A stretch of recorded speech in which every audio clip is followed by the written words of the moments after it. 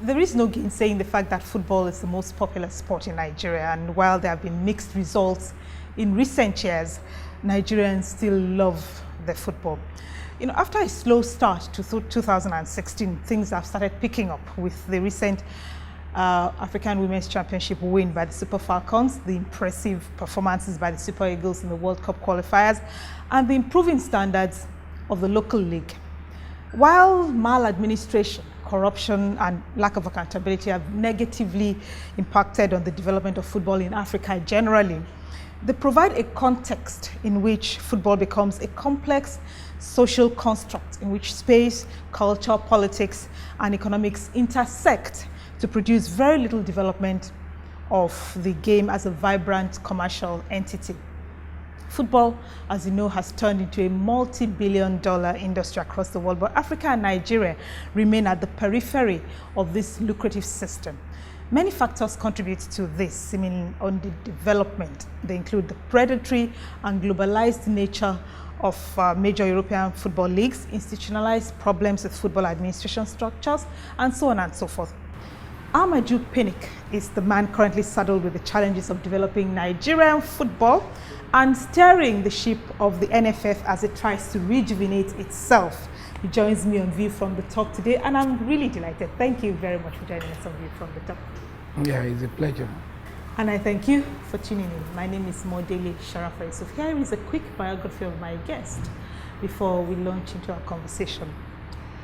Born on December 1, 1970, Amaju Pinnick attended the University of Benin, from where he got a bachelor's degree in political science and public administration in 1995. He started his career with Hallmark Bank in 1995, and he was at various times chairman of Delta State Football Association, chairman Delta State Sports Commission, and senior special assistant to the Delta State Governor on Foreign Relations. Amaju Pinnick was a member of the NFA Marketing and Sponsorship Committee from 2003 to 2006, and a member of the NFF Appeals Committee before being elected president of the NFF in September 2014. Let me start by congratulating you and the team on the Women's Africa Cup of Nations, an unprecedented 8th win. What is the Federation doing to build on this success and to further encourage the team? Yeah, women football have given Nigeria a lot of positives. Of the 10 times that tournament has been on, the Africa Women Championship, as it used to be called, now Africa Women Nations Cup, we have won it 8 times, which is unprecedented. It takes another African country 100 years to achieve that. And we are very delighted about it. We are very happy. And even though we saw it coming, we knew we were going to face some obstacles. But with prayers, dedication, and enthusiasm from the players, we knew we were going to do it. Now that we've done it, we have not rested. We've gone into our calendars and see that next year there are just going to be very minimal presence in female football, because it's the upper end that they are playing the World Cup qualifiers and subsequently going to the World Cup. And also the next AFCON qualifiers, which will be staged in Ghana. So, but we have not rested. One of the first things we want to do is to liaise with some European clubs and see how we can train our coaches, so that they can have more exposure in terms of technical and managerial ability. We are happy because history was made again.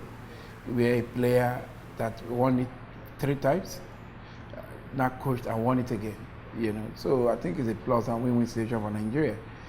Florence Omagbemi and also Anne Chijine and Ebecha Okocha, they all played and won as players and also as coaches.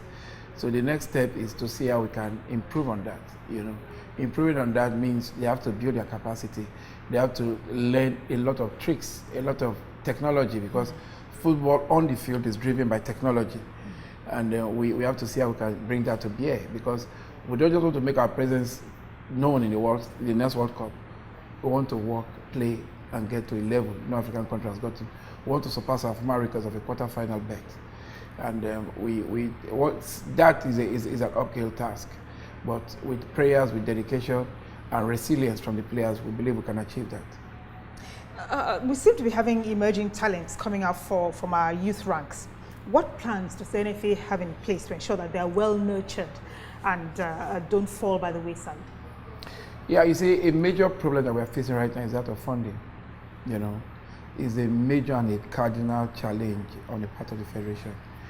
You know, because the recession affects every sector of the economy, which means our sponsors perhaps are not living up to their billings, grants are not coming as it when due or coming at all, you know. So a lot is going on, you know, which of course will impact because football is capital intensive. I'm going to make a case to the executive committee and see how we can reduce some of our burden, because the reality is that we cannot manage 11 national teams anymore. And that is the reality. We have the beach soccer, we have the futsal, we have the female 3 categories, 4, the Olympics team, the Alcon, the under 17, and we have the male team, the same category. We cannot, we don't have that funds to do all this. So we want to, the good news is that we have a league, a female league management now, people and by technocrats, so to speak, headed by Aisha Falode and Nkechi Obi as the CEO. You know, now is the time for them to come and prove to see that they can actually build and develop female football. So we want to emphasize so much on the league and de-emphasize maybe the under 17 for now.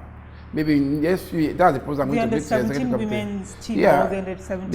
The under 17 women team. We can have under 17 women team, but I'm going to advocate for us not to be playing at the international level anymore because we cannot afford it.